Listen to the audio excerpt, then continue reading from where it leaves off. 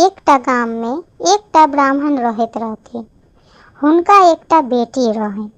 हुनका लिखल रहनि जे ओ विवाह होइते ही विधवा भऽ जेती।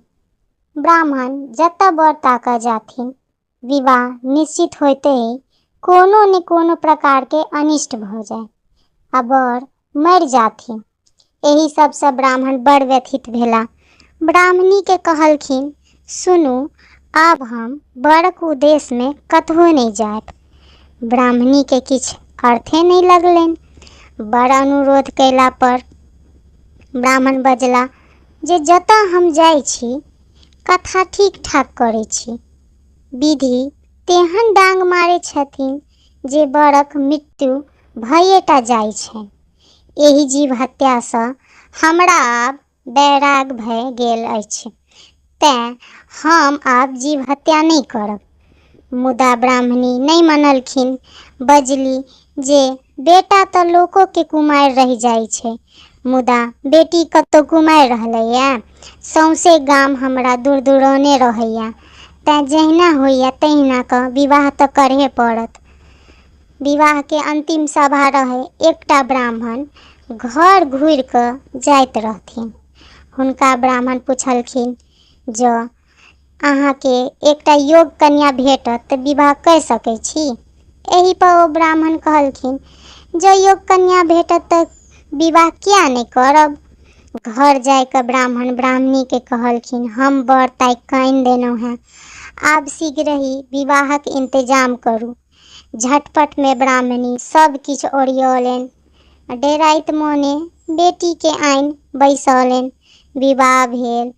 जखन दुनू बर कनिया गोसाउनी के गोर लागऽ गेल तखन बरक मृत्यु भऽ गेलनि। छनही में गीत नादक स्थान पर कनरा रोहटी पसरि गेल। सब जखन ओहि बर के अर्थी पर लय कऽ शमशान घाट जाय लगला तऽ ब्राह्मण बेटी कहलखिन जे हमहूँ हुनके संगे जायब। बूढ़ पुरनिया सब बुझलखिन, पतरलखिन जे अहाँ मरल लोकक संगे कोना कऽ जायब। मुइल के संगे जीवितक कोन संबंध।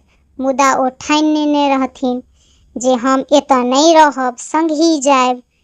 ओतऽ में जतेक बूढ़ पुरनिया सब रहथिन जे कहलखिन हिनका खाट पर चढ़ाय आ बोन में दऽ अबियौन। संगे संगे ब्राह्मण बेटी सेहो गेली। ओहिठाम एकटा चाननक गाछ छल। ब्राह्मण बेटी ओहि गाछ तर नितहु एक ठाई भोर आ एक ठाई साँझ कऽ कनथिन। ओहि गाछ पर विधि आ विधाता के वास छलनि। विधि पुछलखिन विधाता सँ जे एतेक राति में के कानैत अछि। तखन विधाता कहलखिन जे एकटा ब्राह्मणक बेटी छथिन, ओ विधवा भऽ गेल छथिन, तेँ कानै छथिन। तखन विधि पुछलखिन विधाता सँ हुनका विधवा जन्म कोना प्रकटित होइत। विधाता कहलखिन जे एहि दुआरे अहाँके कोनो बात नहीं कहै छी। ओ तैयो विधि कहलखिन, नहीं, कनिक हमरा कहू, बुझा कऽ कोनो तऽ उपाय हैत। तखन विधाता कहै छथिन, ओ सावनक सोम करती तऽ हुनका विधवा जन्म कटित भऽ जायत। तखन फेर विधि पूछै छथिन, एहि सोमक व्रत विधान कोना की करऽ पड़तनि। विधाता सबटा फरचा कऽ कहलखिन। नीचा बैसल ब्राह्मणक बेटी सब किछु सुनलनि। ओ हँसि उठली, कियाकि सावनक सोम लग आबि रहल छलै। ओ पियर फूल, हरियर दूब आ सिन्दूर लऽ कऽ 14 ठाम पूजा करथि। एकटा सोम केलखिन तऽ स्वामी के एगो अंग डोललनि, दोसर सोम केलखिन तऽ दोसर अंग डोलऽ लगलनि, तेसर सोम केलखिन तेसर अंग डोलऽ लगलनि, चारिम सोम में चारू अंग डोलऽ लगलनि आ पाँचम सोम में ब्राह्मण राम राम करैत उठला आ ब्राह्मणी के कहलखिन जे हम बहुत देर तक सुतल रहलहुँ, बड़ गाढ़ नींद छल। ब्राह्मणी कहलखिन जे जेना अहाँ सुतल छलहुँ तेना अहाँके दुश्मनो नहीं सुतै।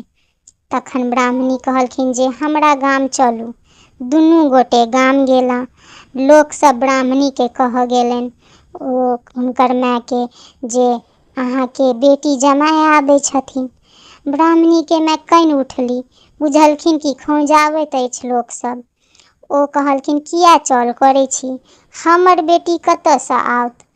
सब जखन बड़ बेसी जोर देलनि तखन आबि देखलखिन जे सत्ते दुनू गोटा आबि रहल छलखिन। ब्राह्मणी बड्ड खुश भेली बेटीसँ भेँट भऽ कऽ। जेना ब्राह्मणीके पहिले भेलनि तेना ककरो नहि होइए, जेना ब्राह्मणीके पाछा भेलनि तेना सबके होइए। जय सो माँ मैया, जय शंकर भगवान की जय।